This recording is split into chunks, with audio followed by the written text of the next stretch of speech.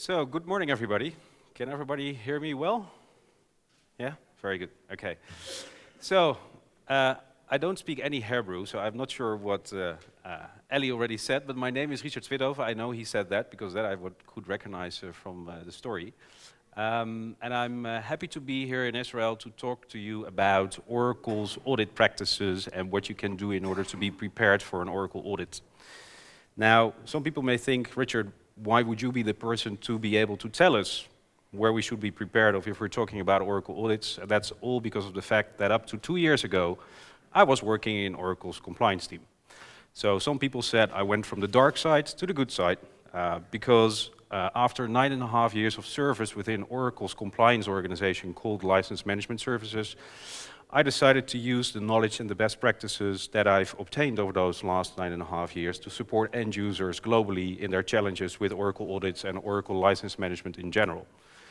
So I started as an Oracle consultant, performing audits myself on the larger customers in Belgium, the Netherlands, and Luxembourg. And after a couple of years doing that, I was requested to fulfill the role of regional director for Oracle's compliance team in Southern Europe, which from an Oracle perspective means that I had a team of 40 people working in Belgium, Netherlands, Luxembourg, France, Spain, Italy, and Portugal to perform the audits at the end user customers.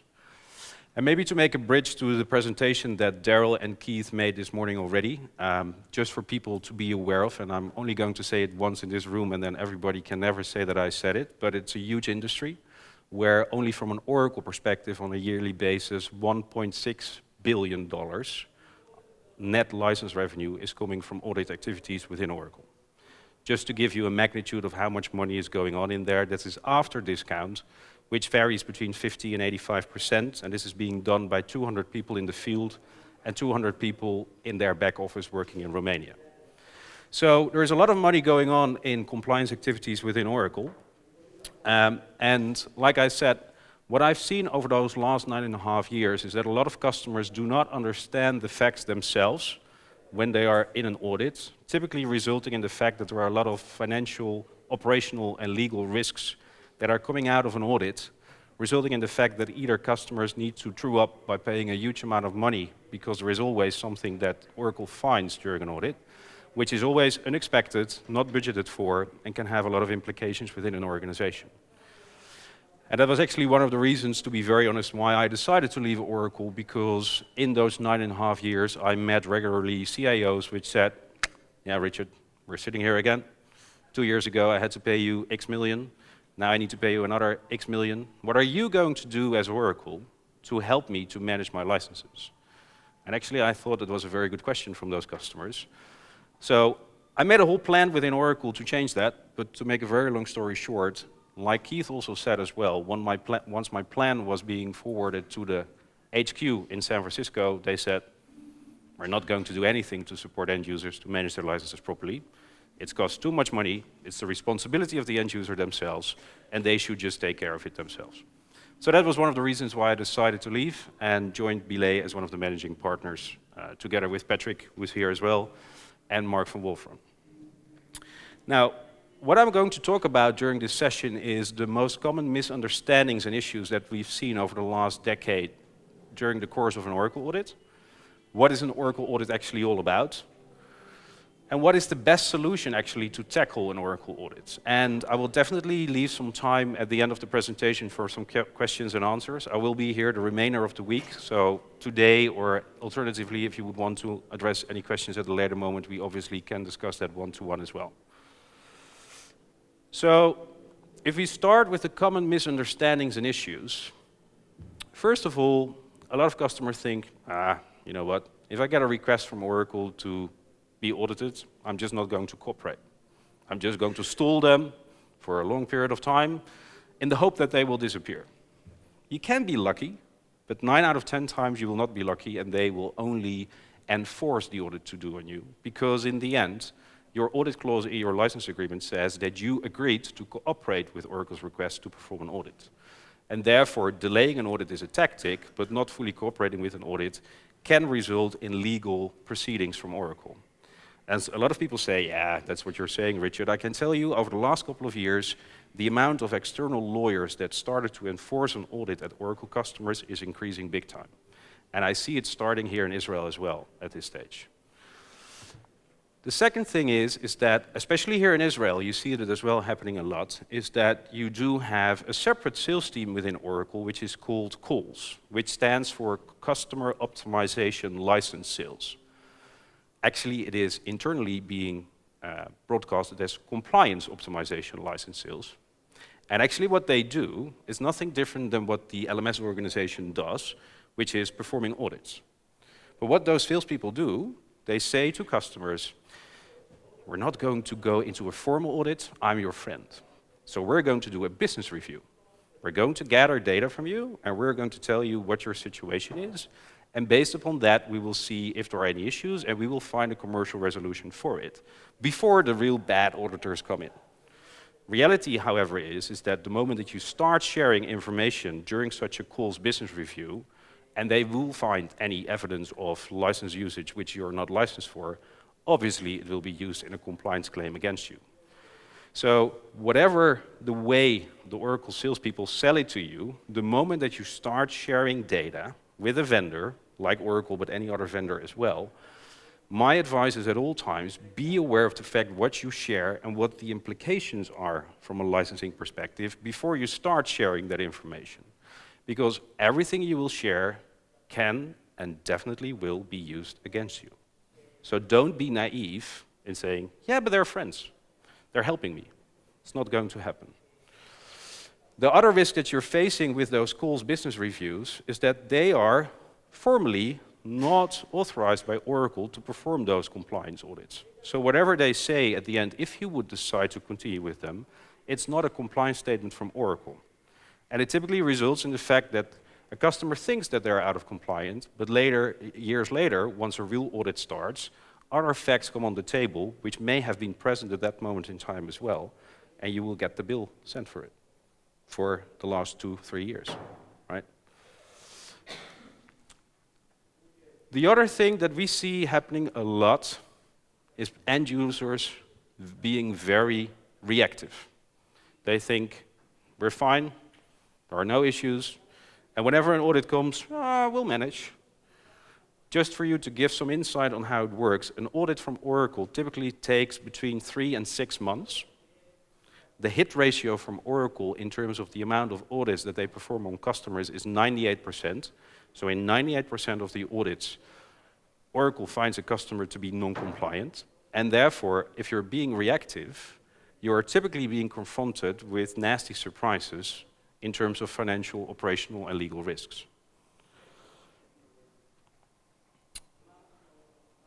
Another very common thing that we see happening is, and I'm not so sure how much that is kicking off in Israel, but especially in Western Central Europe, you see that happening a lot. A lot of customers saying, I'm just buying a tool, and then I'm done. So I'm buying Flexera, or I'm buying iQuade, or Snow, or BDNA, or any of the verified tool vendors from Oracle, and, well, I have a tool, and then I'm done, right? Well, there is one thing that I'm always saying for customers that are thinking like that. A fool with a tool stays a fool. So if you do not have the knowledge to understand what the tool actually brings you, and if you're not putting the expertise in the tool, for example, to register your license entitlements correctly, and to reconcile the raw data that is coming out of those tools, it doesn't say you anything.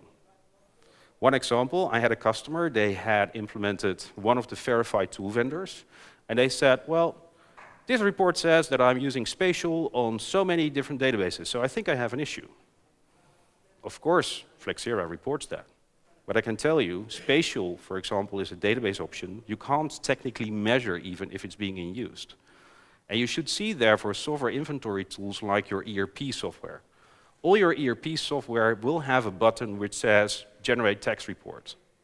Now I'm asking you, how many of your organizations are sending that tax report that is generated out of your ERP software is being sent directly to your tax agency without even checking what the raw data was behind it?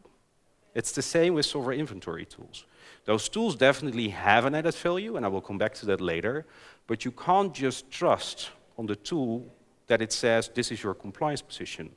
it helps you in gathering data to make sure that you have data for Oracle database products, not for any other Oracle products, but still you need to reconcile and analyze the data coming out of the tool to understand how it reflects to your current license entitlements and if there is an issue or not.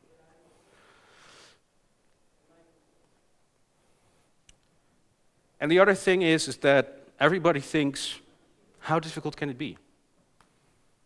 But the devil is in the details at all times. What do I mean with that? If you think, for example, about understanding your entitlements, a lot of people think, yeah, but I have my support maintenance renewal, and there it says what I'm entitled to make use of, so that's all. But did you know that if you talk about Oracle licensing, you actually need to look at your order document, referring to a license agreement, in the past called Oracle License and Service Agreement. You need to look at your support maintenance agreement to see up to what date you've paid the support maintenance, because that gives you the right to make use of a certain version of the software. In your license agreement, it refers to the program documentation, and the program documentation tells you what specific components and products are part of your licenses. In your OLSA, it refers to a number of URLs online, like the application licensing table, the server, partitioning policies sometimes, but definitely the processor core factor table. So there are many, many different documents scattered within your organization and published online that you need to take into account in order to understand what your real entitlements are. One example, I had a customer that said, well, Richard, we're just looking at our support renewals, and based upon that we know what we have. They forgot to look in the definition of their license metric definitions. Result, it was a retailer. In the definition it said, if you have individuals that are making use of the software at the so-called multiplexing front end, you need to count at the front end. Result, compliance issue, $35 million, because they didn't look in the license metric definition. And this is just one example of many. So look in the details, because they make the difference. So what is then an Oracle audit, and how does it start? Well, first of all, everybody that is an Oracle customer has a license agreement, or a Oracle master agreement, like it is called today. And it has a section called O. And then there are 5 sentences which says something about the audit. And if we have a closer look, it says, upon 45 days written notice, Oracle may audit your use of the software. Now, what does that mean? Only once you receive a formal written notification from Oracle, they can start an audit. A formal written notification is not an email from a sales rep. And then once the request has been done, this audit can start after 45 days. What would Oracle normally do? They send something, a sales rep. A week later they say, you need to give me this data, because I need to have this data. Why is Oracle pushing for it? Oracle obviously wants to get the data as quickly as possible in their position and wants to avoid that you're going to remediate or optimize your IT infrastructure before you start sharing data. So they will push and push and push to get the data as quickly as possible. But be aware, contractually, 45 days, which is actually 9 weeks, 9 times 5 days, and only then you are required to start cooperating with the audit. You agree to cooperate, the second sentence, you agree to cooperate with Oracle's audit and provide reasonable assistance and access to information. Now, what is that supposed to mean? Reasonable assistance and access to information. You need to give access to information. But does it say you are required to run scripts? No, it doesn't say. Will Oracle ask you to run scripts? Yes, they will. So that is one of the things that you should be aware, is that once they ask you to run scripts, you're not even contractually obliged to do so. Which, of course, in your delaying tactics when you're handling an Oracle audit, is definitely something you can leverage in your benefit. The third sentence says, you agree to pay within 30 days of written notifications any fees applicable to your use of the programs in excess of your license rights. 30 days. And that is by Oracle, Oracle sales, followed up very aggressively. Why? there is nothing better as a sales guy, if there is a compliance finding, that you have a policy behind you that says to the customer, according to the policy, you need to pay up in 30 days. So I can make that disappear. But then, are you interested in cloud? Exadata? Anything else? Right? So they use the policy to commercially leverage a transaction, as, because you probably all know, Oracle, like any other software vendor, is a quarterly driven commercial organization that needs to make their numbers every quarter. So having such a policy in hand, and the fact that it's listed in your agreement, is definitely something that they will enforce. And if you do not pay, Oracle can end your technical support, licenses, and/or agreement. Does that happen a lot? No. Does it happen? Yes. How many times? Maybe in the 10 years that I've been working with or for Oracle, I've seen it twice, globally. So it doesn't happen very quickly, but they will force you by saying, hey, if you don't pay, this is what we can do.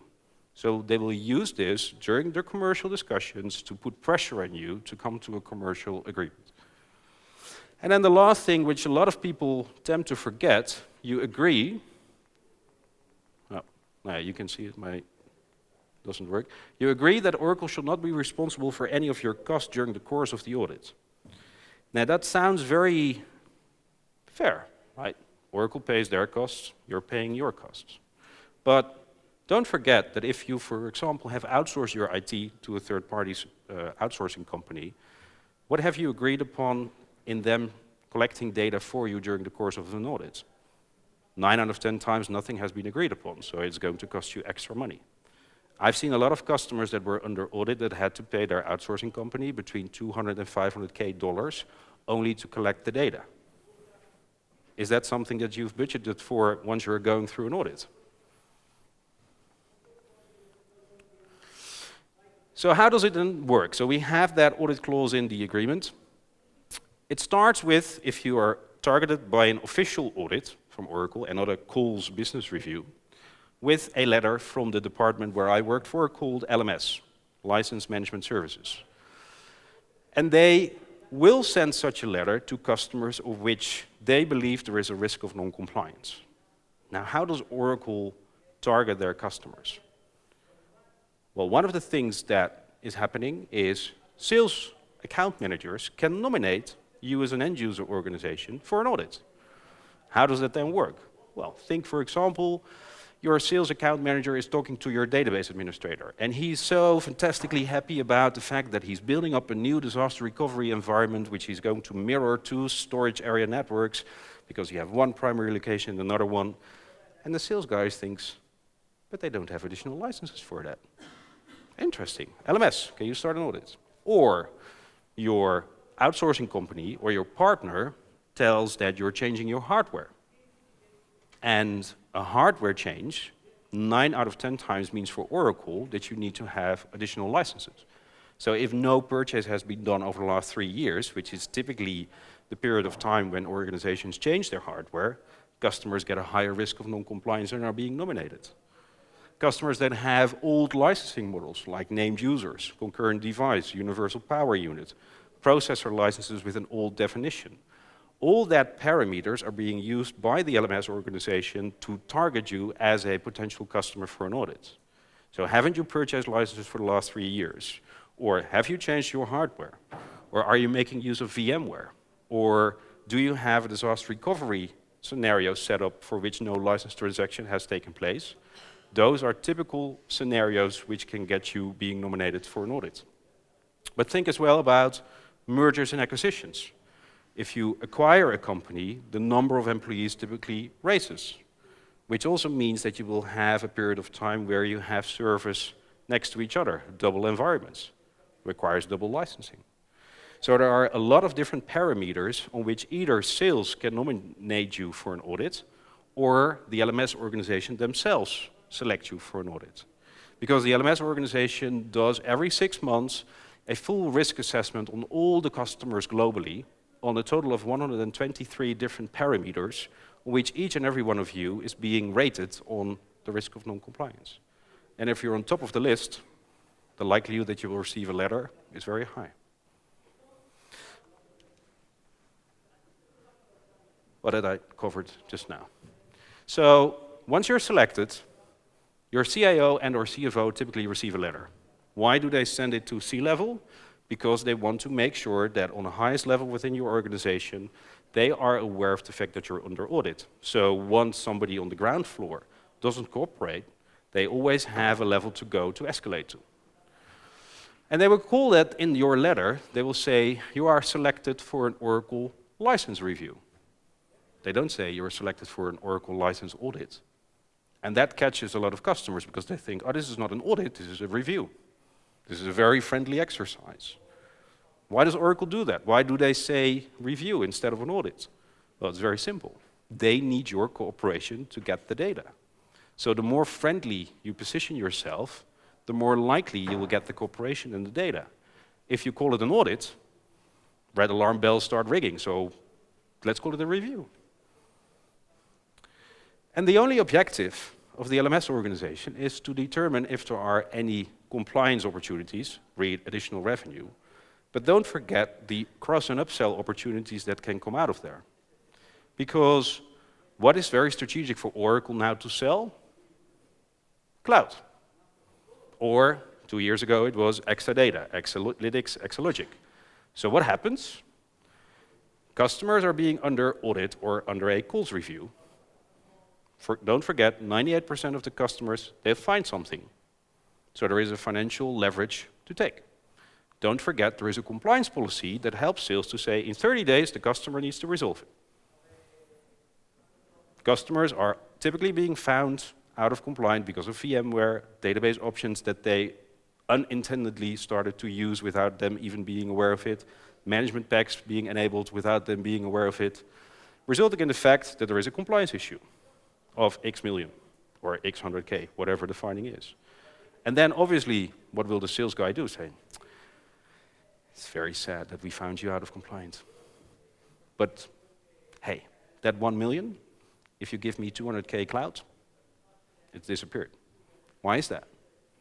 Oracle sales gets 5 times compensated on any cloud transaction that they do nowadays.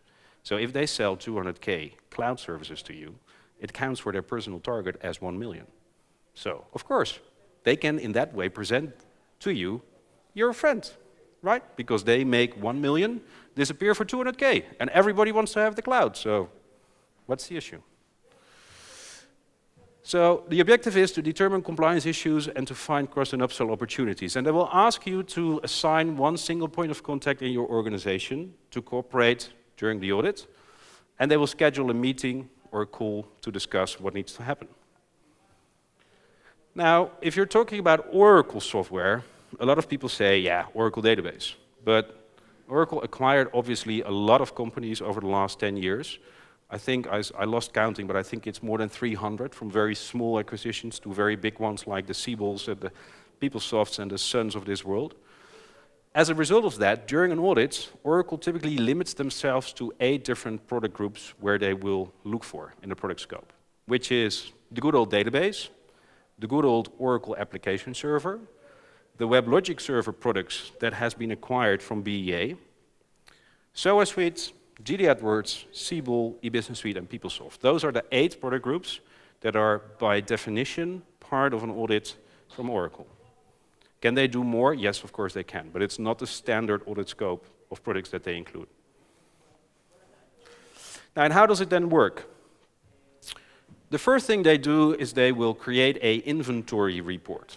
So they will ask you to validate a big Excel sheet that they create out of their back office in India to validate if these are all the licenses that you do recognize yourself.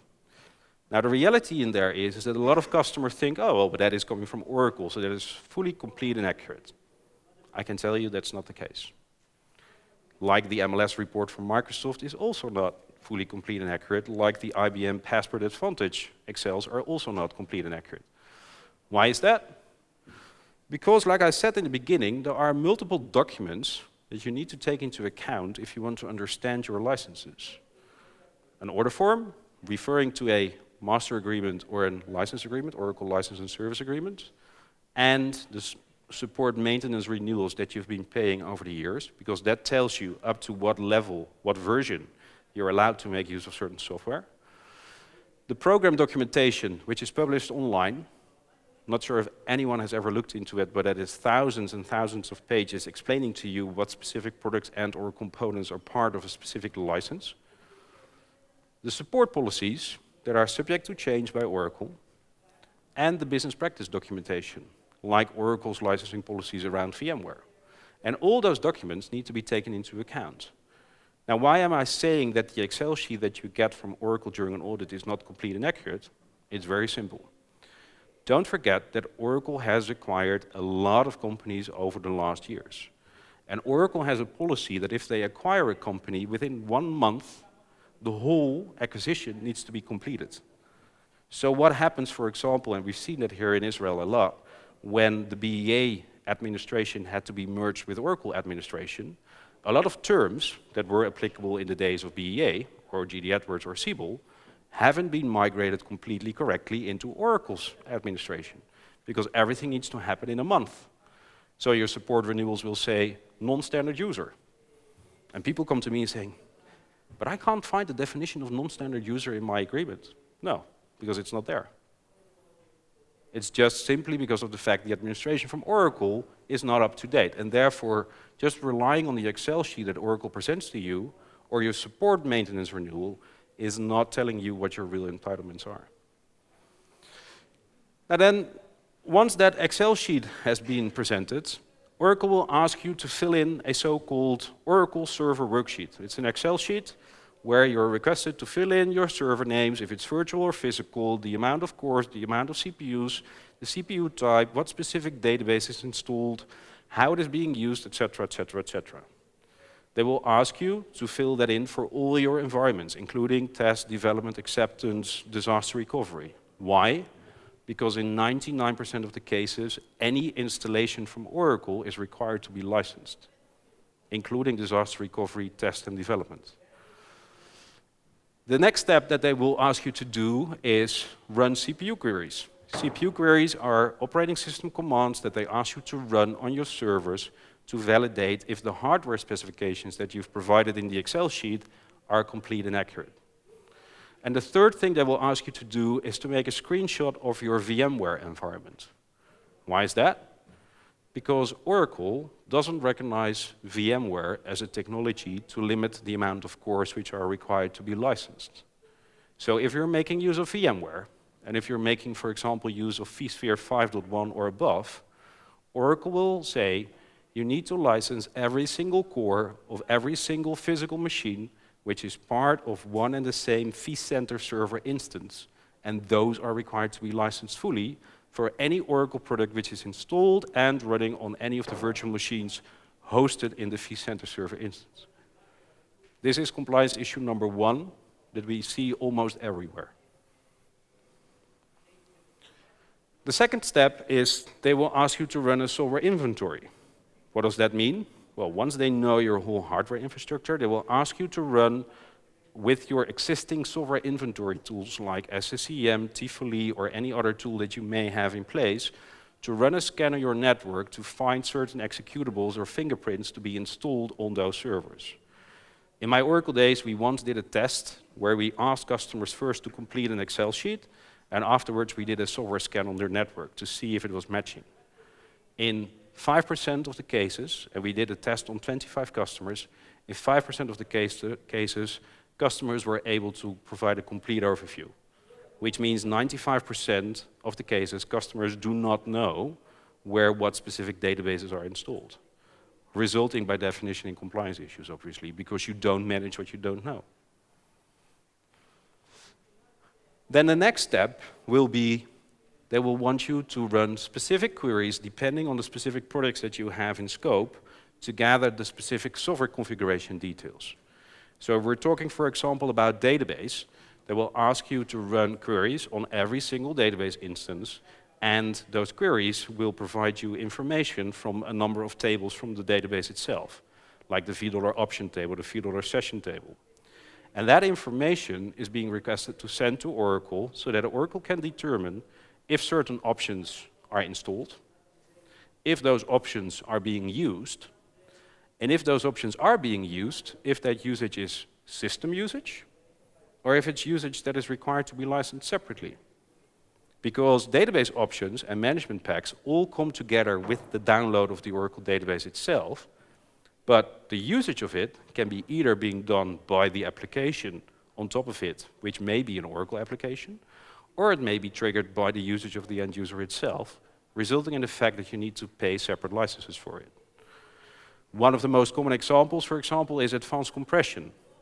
Maybe some people know that data pump is a feature of the Oracle database itself.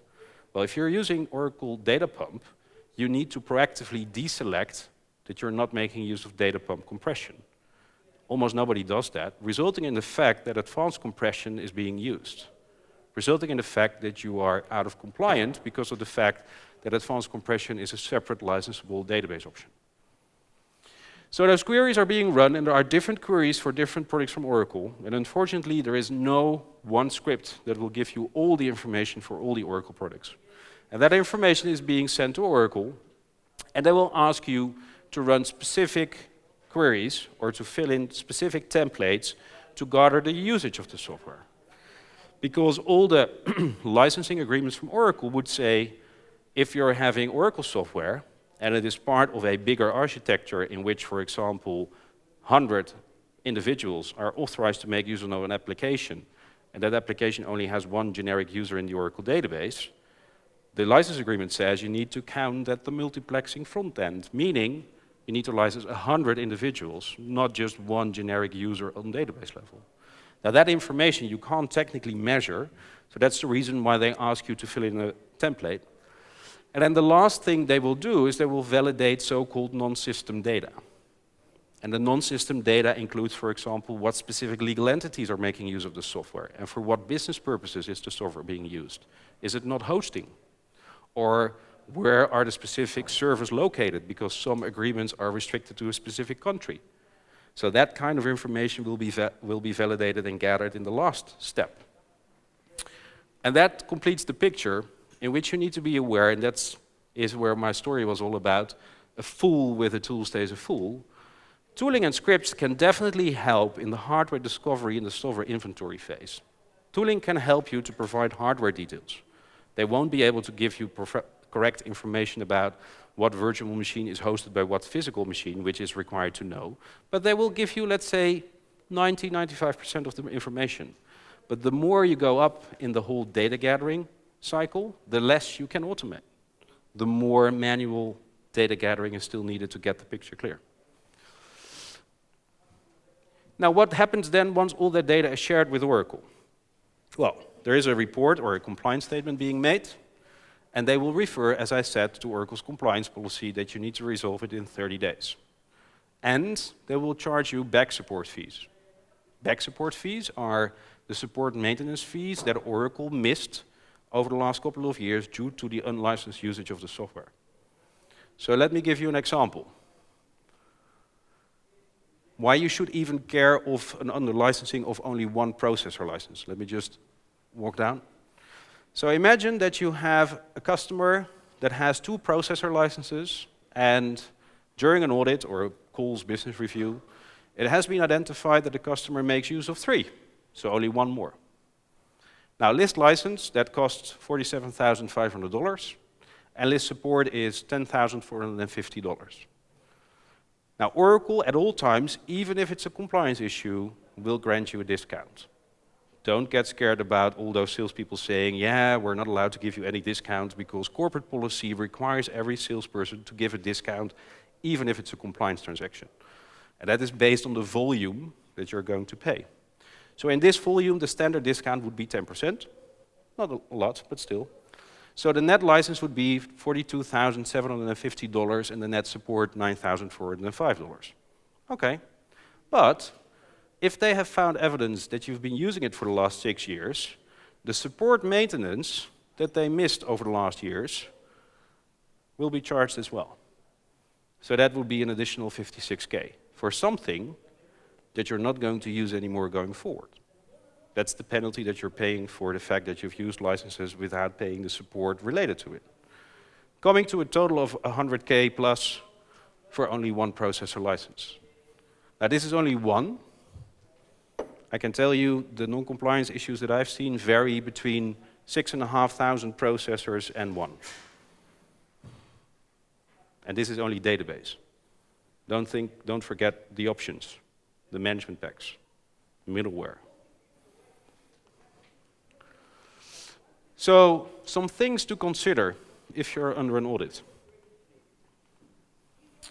First of all, don't share any data with the vendor as long as you have clearance internally of if you are allowed to share that data. Why? There's a lot of data being requested, and it contains a lot of confidential information as well.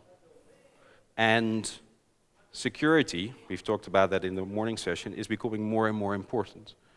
You don't want to know how many customers I've seen in the past that just told me, oh yeah, Richard, sure, we run this query, and I could see all big banks, all the customer accounts from that bank to who they had a bank account registered for in their civil system. Or IP addresses. So make sure that you involve that and use that as well as an argument why you may not be able/willing to share data with the vendor. Ask yourself the question, are you allowed to share the data outside your organization?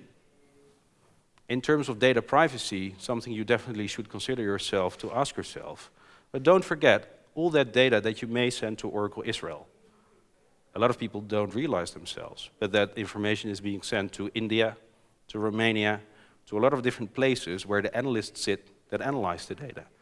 Is your organization allowed to share that data outside of your country? Because don't forget, your audit clause says you agree to cooperate and provide reasonable assistance. It doesn't say you agree to share data which Oracle can ship to India, Romania, or whatever country they want.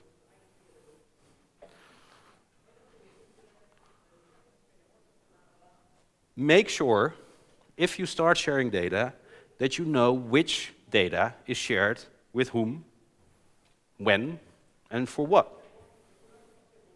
That sounds maybe very obvious, but during the course of an audit, information is typically being shared to a lot of different individuals within Oracle.